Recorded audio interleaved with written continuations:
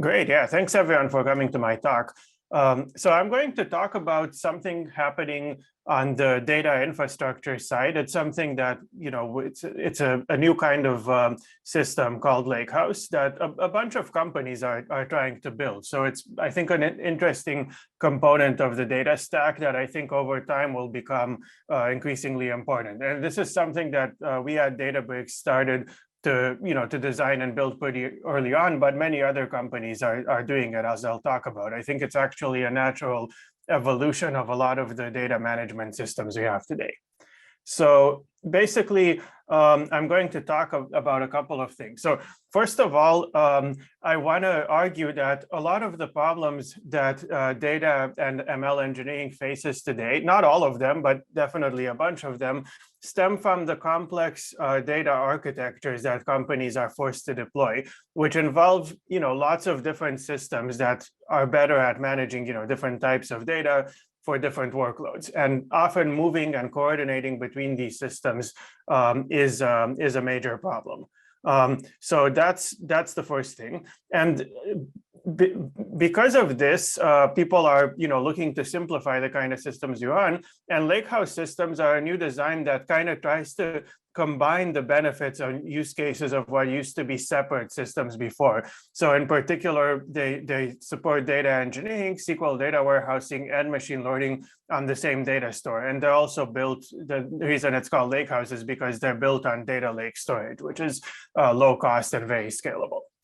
So that's basically the outline.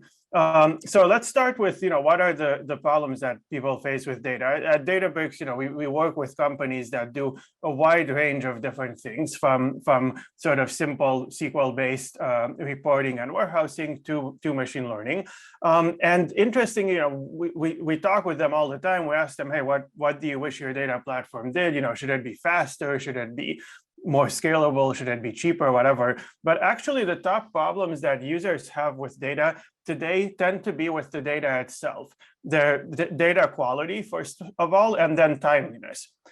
So if you don't have high quality data going into your application, whether it's simple analytics or machine learning, then you just can't do anything with it. And same thing to some extent with timeliness. If it takes forever to get the new data for you to look at, it's a big problem. So we're not the only ones to see this. Actually, quite a few surveys of the industry show this. For example, here's a survey of data analysts from Fivetran. Basically, they found that 60% of them reported data quality as a top challenge, and 86% of them had to use stale data, with a lot of it being more than 2 months old. And this is just because it takes a long time for data to make it through the system where they can actually do analysis. And also, all of them basically had unreliable data sources. And the same thing is true with data scientists. If you look at where they spend their time, there's a lot of work on understanding data and, of course, on building the infrastructure to run their data and ML pipeline operationally, which is a lot of which is covered in this conference. So I want to argue that even though getting high quality and timely data is intrinsically hard, some of it is a problem of our own making because of the way that data stacks look today. And it's basically for historical reasons. It doesn't have to be that way for a technical reason today. So let's look at the history of data management systems for analytical data. So this space kind of started in the 1980s with data warehouses. And back at that time, companies had what were called operational databases. So they had these live applications that would do transactions, like say the booking system for an airline or something like that. But they wanted, as more and more computer applications were deployed, they wanted to analyze what's happening. So people designed this other type of database called the data warehouse that's optimized for analytics over large amounts of historical data. And the idea was you would take your operational data stores, you would extract, transform, and load, or ETL data, into them regularly. And then in this warehouse, you would see data from lots of applications together, and it will be optimized to do efficient reporting. And this is a full SQL database with a lot of powerful management features as well as performance optimizations. So things like schemas, indexes, ACID transactions, maybe multi-version control, so you can look at an old version of your table and stuff like that. So it's a very rich, easy to use environment. And this worked really well. It's a huge industry, continues to this day. In the 2010s, though, some new problems started to come up for this pattern, which are basically three problems. The first one was that the data warehouses were very SQL and table centric, mostly designed for historical but sort of smaller scale data compared to what we have today. And they didn't support unstructured and semi-structured data, which was becoming increasingly common. The second one is that the cost to store large data sets was quite high because, again, they were just designed for a smaller data volume from these business events. And then the third one was that because the only interface is SQL, they can't easily support data science and machine learning. So as a result, we got a second type of system that probably like almost everyone in the conference uses, which is called a data lake. So this is basically low-cost storage that is designed to just store raw data in whatever format you want. For example, Amazon S3 or Hadoop file system for on-premise or like Azure Data Lake storage or all these other cloud storage systems. And in this space, so basically it's very easy to just upload your data, whatever format and type it is, and just store it in there and then build applications downstream from it. One of the other things that was really different with data lakes is that because they came out of open source, they were designed mostly around open data formats like Apache Parquet, which means that the data is actually directly accessible to lots of engines once you store it in there. And as a result, we have this huge ecosystem of tools on top that know how to read these data lake formats like Parquet and can work on top of it. In fact, even Apache Spark started that way. When I started it, there were a few systems like Hadoop that were widely used, and there was all this data in open formats, and it allowed me to write an engine that is better at certain things and just have it work on people's existing data, which is great for everyone involved. And with this data lake, though, you have very limited management features. It's just a file system, basically, or actually even weaker semantics than a file system. So you still have to have jobs that load the data into other systems for more powerful management and performance features. So for example, you would still run your data warehouse and you would just load a subset of your data into it regularly. And today, these data lakes in most enterprises are where the vast majority of bytes are stored. It's not necessarily where most users query the data, but that's where most of their data lands and is stored. Okay. So what's the problem? This looks like we've kind of solved everything. We have a low cost, cheap storage tier, the data lake, and we can still run our existing stuff on top.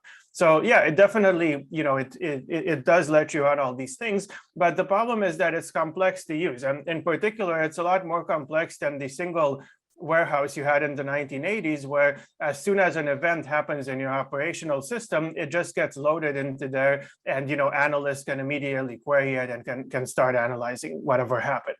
Okay, so a few different problems happen. So the first one is that data reliability suffers. You've got at least these two different storage systems, and in practice, you might have even more things here, like say a Kafka message bus or something like that. And they have slightly different semantics, maybe different dialects of SQL, different data types in their tables and so on. And you have all these jobs that are supposed to move data between them. So when an event gets copied, say from the data lake to the data warehouse, there is a chance that something goes wrong and actually it's corrupted, or that one of those jobs goes down or has a bug. Okay. Second problem is that timeliness suffers. You have all these extra ETL steps that need to get the data in there, or even worse, if there's no pipeline for some new data set, you have to wait for someone to build a pipeline before you can analyze it.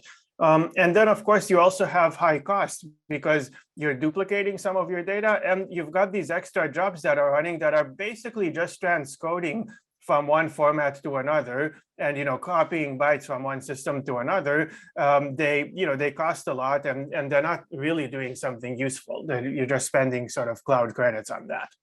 Okay. So that's where Lakehouse Systems come in. The idea here is to implement the data warehouse management and performance features, and in general, other features of what are today separate storage systems directly on top of these data lakes and open data formats. And the idea is, there's very little sort of technical reason why you couldn't have, say, great data warehouse performance backed by S3 or, a great kind of message bus system or things like that. In fact, a lot of the modern systems already use cloud storage underneath. So we want to do that with these open formats and give people ideally a single tier in their data architecture that all these workloads can run against. So if that works out, it would look a little bit like this. You'd have your data lake at the bottom. It's still something like Amazon S3. And on top of it, you'd have this interface that is a management and performance layer that gives callers sort of higher level abstractions on top, like say transactions or versioning. And then on top of this, you can have a few interfaces. You can have SQL for everything that talks SQL. And you can also have direct access to the files, because then these open formats for high throughput systems, like all the machine learning engines that I showed, or things like Apache Spark, or whatever the next great engine that someone designs is, it can just directly read those files at high performance. So this, looks nice. It's always nice to have just a single layer, but the question is, can we actually do it? Can you get great performance? Can you get governance and management features that are, the reasons we have these different systems today? So I'm going to talk about three kind of areas of work that are enabling this to work. And these are metadata layers on data lakes, which add transactions, governance, and other management features. Lakehouse engine designs, so in particular for SQL, which is where there's been the most investment in performance in kind of these standalone systems. Can you actually get great performance on today's open formats? And then I'll talk about how the ML stack interfaces with these, which is also pretty interesting because you can take advantage of all the optimizations that are done in the other layers. So I'll talk about each of these in order. Okay, so metadata layer. So this is kind of the key technology that's enabling, Lakehouse in a sense to be possible. Basically, these are these layers on top of your raw files that try to provide richer semantics. And quite a few companies have developed these at roughly the same time, basically around 2016, 2017. So at Databricks, we developed Delta Lake. There's also Apache Iceberg, which started at Netflix, and Apache Hudi from Uber. And now actually a lot of the cloud vendors are also offering kind of cloud services that are sort of proprietary, but try to do some of these same things. And the idea in these is actually quite simple. Basically, you've got a collection of files. That's what the low-level storage system is, but you want some higher level interface on top. And these systems basically just track which files are part of a table version or a data set, and use that to implement transactions and other functionality, as I'll talk about. And basically, when a client application wants to read, say, a table, they can ask this layer what files are part of this table, and they get a list of files, and then they just directly read those. So it seems really simple, but this layer of indirection adds a lot of opportunities for great functionality. So let me just talk about one of the things, which is transactions. So normally, if you're using a data lake, one of the problems with that, one of the reasons you can't just run all your workloads against it, is that there's no isolation of workloads, of concurrent workloads. So for example, let's say we're storing a table, which is a bunch of events. It's a bunch of files. It looks nice. If everyone just reads the table, that's great. Then they can all read it in parallel, and it's very fast and everything's great. But sometimes you'll have workloads that try to modify the table. For example, you'll have someone who tries to delete all the events about a specific customer. And when that happens, you have to modify or add and remove individual files. And there's no way to do this atomically for the whole table. So for example, you might need to take file 1 and rewrite it into file 1b, and then delete file 1. And you might need to do the same thing for file 3, because there are events in there. And of course, if you have a job that's running and doing this, different things can go wrong. So for example, if this is in the middle of running and it's updated file 1, but not file 3, some job might go in and see a broken state of the table where some records have changed, or worse, it sees 1 and 1B at the same time, and so it sees duplicate data. And of course, if your job that does the update crashes, that's also a problem, because then you've left the table in that corrupt state forever. So how do Lakehouse systems solve this? Basically, it's this layer of indirection that keeps track of individual table versions as a concept. And in Delta Lake, just as an example, it does that using a log of transactions or changes to the table, and the log itself is stored in S3 or in your cloud storage system. So you don't actually need to run a separate service to do this. In fact, this is as highly available as S3. As long as S3 is up and you can read and write to it, you can do ACID transactions on your table. So this is a simplified version. Actually, the log format's quite a bit more optimized than this, but you can think of each entry in the log as telling you which files are part of that version of the table. So for example, version 2 of the table is file 1, 2, and 3. And then when you do an update like this one with deleting stuff, you can have a job that's running to do the update. It can rewrite a bunch of files, and everything's fine because readers look at the log and they only look at file 1, 2, and 3. They ignore these extra files because they're not part of any committed version yet. And then when you're done with your update, you can atomically add a new log file. There's various ways of doing this in each cloud that says, hey, version 3 of the table is now all these updated files. And so readers who look at this after you do this will see everything updated together. You'll never get this like inconsistent version. So very, very simple idea, but now you can actually have concurrent users and workloads and do all kinds of management operations on your data directly in the data lake. You don't need to move to a SQL warehouse to do that. And based on this simple sort of idea, we've also built quite a few other rich management features in Delta Lake. So for example, you automatically get multi-version sort of tracking with this design. So you can easily look at the log and say, what did the table look like, say, a week ago, and read that version of it. So that's really nice. You can also easily do zero-copy clones of the table. You can create a new table, say for development, whose log starts by pointing to files in a previous table, and then you can just remember the changes. So it's very cheap. It's a little bit like forking something in Git, where you can just quickly develop on a changed version of it. Of course, you see its whole history, so you can see who's been working with it from the log. And then another cool thing that's pretty widely used is since we have this log, you can view each table as a stream of changes. And you can actually use it, basically, you can use a Delta table as a message bus. So you don't need to run something like Kafka if you just want in-order delivery of some events. Of course, since this is based on S3, the latency isn't as good as Kafka. So definitely there are workloads where you would need a separate message bus, but for a lot of things, you can actually just have your table, be a streaming input source for something else and get all the changes. Okay, and this is an idea that's that's become quite widely used. So Delta Lake itself, I think, is the most widely used system in this space. It's used at thousands of companies already to manage exabytes of data. One kind of really striking thing for me was that on Databricks, we went from 0% to more than 70% of our write workloads going into Delta Lake since we launched this in 2017. That's very unusual for a new storage format. That's usually one of the things it takes a long time for people to adopt. And there's also really broad industry support with all these tools that can integrate with it. So I think this type of layer is definitely here to stay for data lakes, and it kind of strictly makes them better.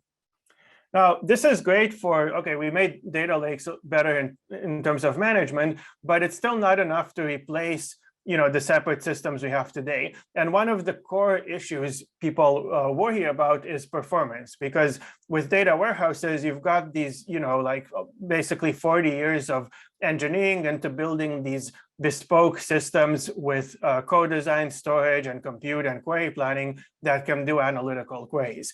So can you get performance SQL on a data lake? And it might seem that it's hard because you're stuck with these open formats. Maybe it's harder to change them. So maybe you can't implement all the optimizations in a warehouse. But it turns out that, first of all, today's open source columnar formats are pretty good, and they are evolving to meet new needs over time. And second, you can also use the Lakehouse design with the layers I showed before to implement a lot of optimizations on the side that improve performance. So for example, you can keep auxiliary data structures like statistics that are updated with each transaction, so they're always consistent. You can organize the data within each file. You can reorder the data to minimize I/O.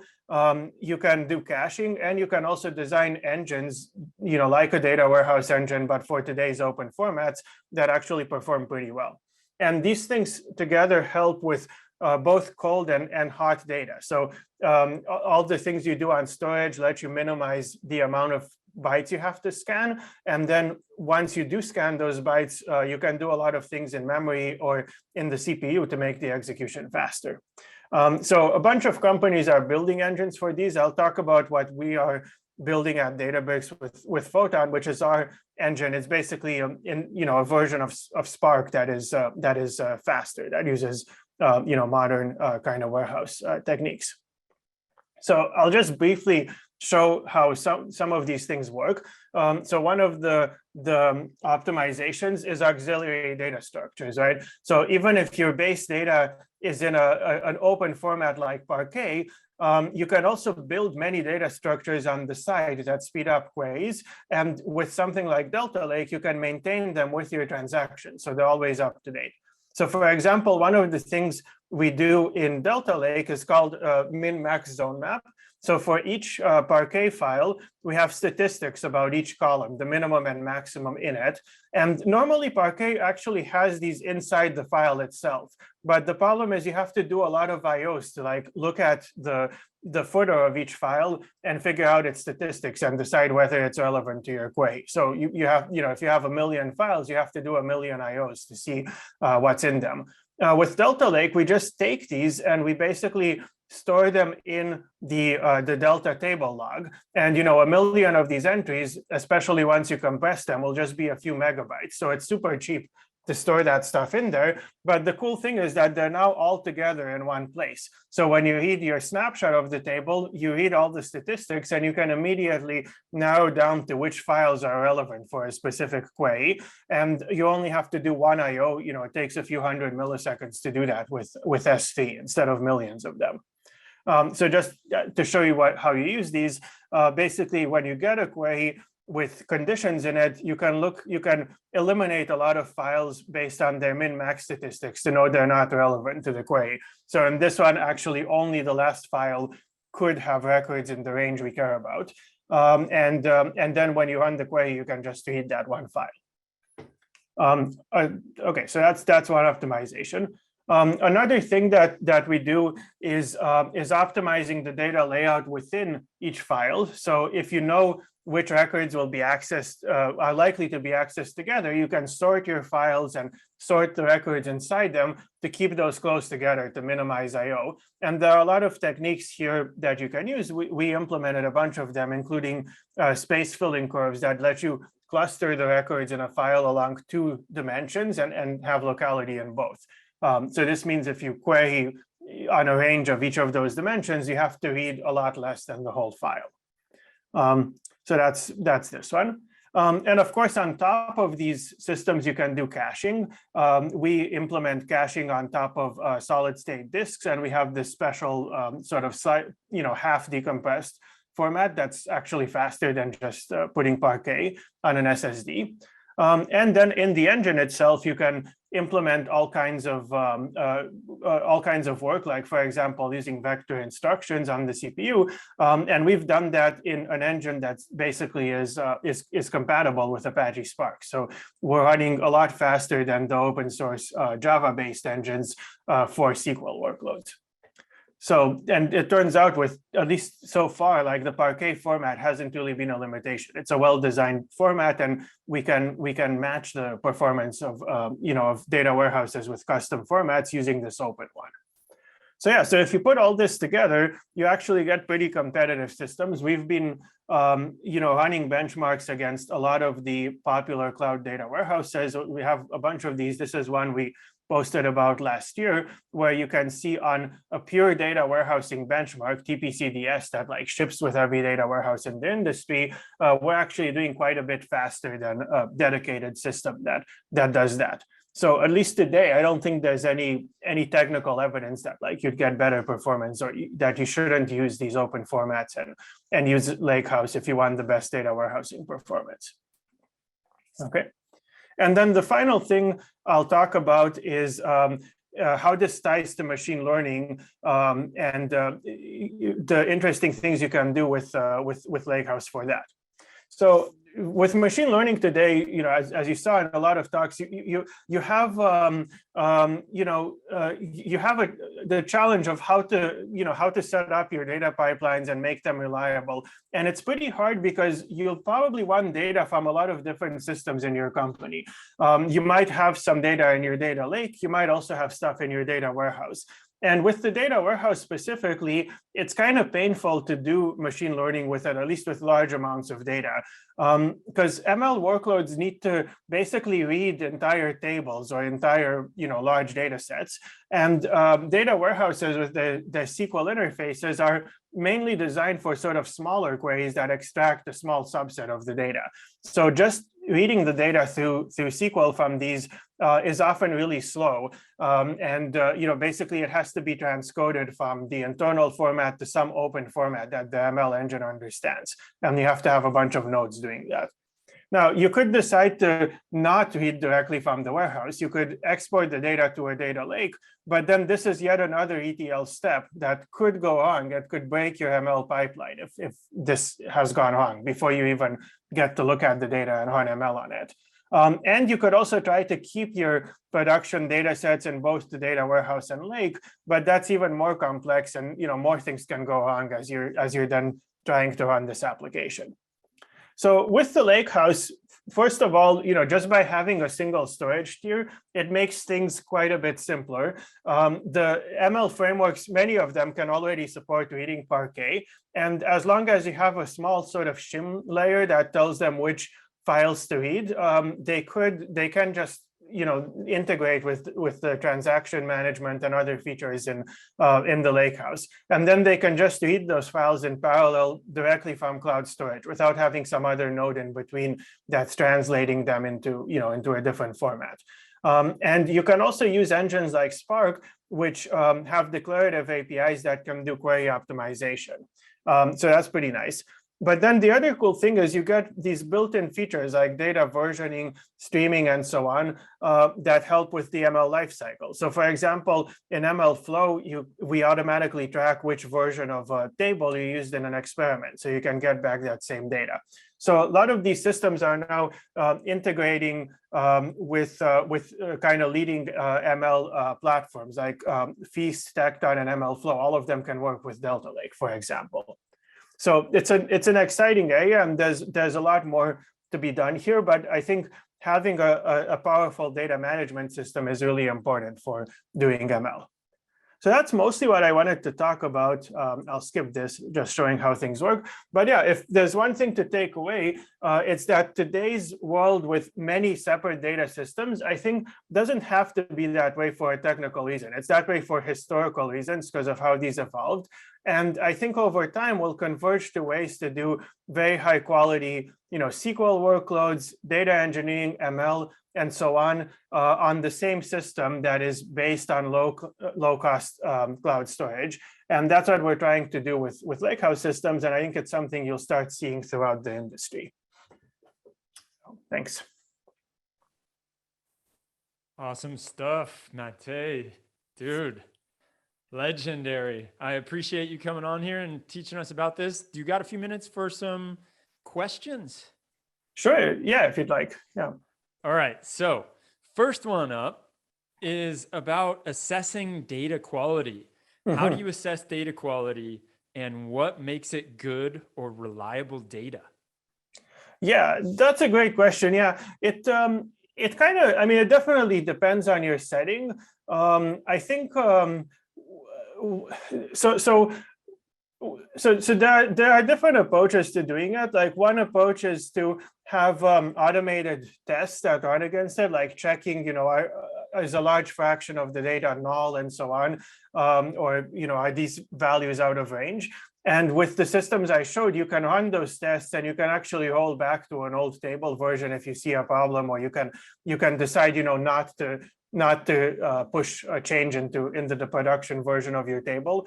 But there are quite a few other problems because you might have records that look okay where there's still some kind of bug. So I think you have to periodically have sort of end-to-end sanity checks that see, okay, these tables consistent with each other? If I put in some records to my pipeline, what comes out at the other end, and so on. I do think the biggest thing is to try to have a simple architecture with fewer moving pieces. Yeah. Excellent. Someone was asking about the differences between Snowpark and Databricks. Yeah, I mean, I think that there's a significant difference. So Snowpark is a proprietary API for running Python and Java workloads on Snowflake, and so it means you have to code up your application against that. You can't use like any existing application that was built on Spark, for example, despite its name. Databricks is mainly focused on running open source engines and supporting the open source APIs. So, for example, the stuff I showed with Photon, we took great care to make sure that it's just a version of Spark. So, like, people can take any job written against the open source Spark API and run it on there. And same thing for machine learning. You can run TensorFlow, PyTorch, Horvath for distributed learning, XGBoost distributed, and so on. So we are just focused on supporting open APIs and designing platforms around them that make it better or faster to run those. Yeah. Makes sense. All right. So in case anyone is wondering where I'm getting these questions from, if you go to Slack, the Apply conference channel, throw your question there and I will ask Matei or any of the future speakers too. So next up, how are aggregations and addition of business logic handled in the case of the Lakehouse? Does that part look the same if it were a data warehouse? Yeah, you definitely need to do work to create downstream tables from the raw data you get. So you can't just use the raw data. So we've seen people use this pattern where they classify tables into bronze, silver, and gold. So bronze is the raw data that comes in.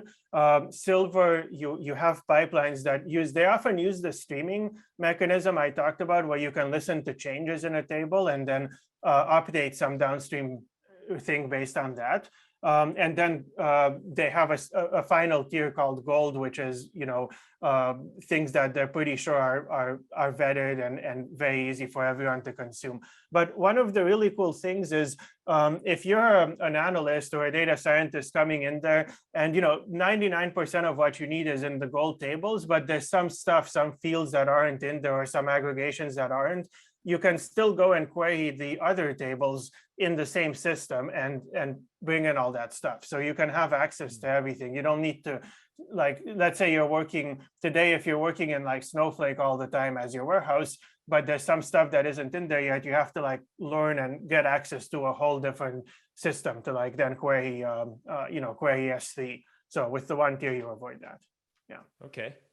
All right. So next up, how do you support Databricks for on-prem installations in hybrid cloud? Yeah, great question. Yeah, we don't have a Databricks on-prem product, but since it's only running these like open source engines and formats, you can run like Spark on-prem, you can run Delta Lake on-prem with HDFS. So quite a few people use that and then deploy workloads like either in the cloud or on-prem in a similar way. So that's one of the ways, yeah. All right, I think we got time for one more. So if someone wants to drop it in last minute, while I'm waiting for, because I see somebody's typing in Slack, I really want to know, because I know you've got the Data and AI Summit coming up, and you're always thinking ahead.